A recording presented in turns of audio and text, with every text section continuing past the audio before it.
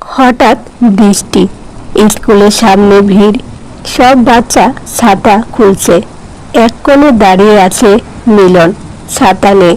সব বৃষ্টিতে ভেজে না সবাই।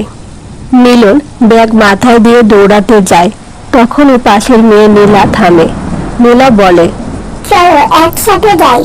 দুজন একই ছাতার নিচে হাঁটছে। মিলনের জামা ভেজা, নীলা ছাতাটা ওর দিকে একটু বেশি ঝুঁকিয়ে দেয়।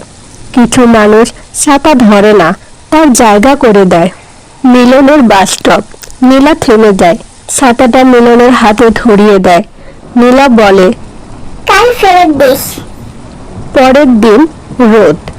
মিলন স্কুলে আসে, তার হাতে ছাতা, ভেতরে ছোট কাগজ, কাগজে লেখা, আমার আর ছাতার দরকার নেই, আমি আজ কাউকে জায়গা দেব।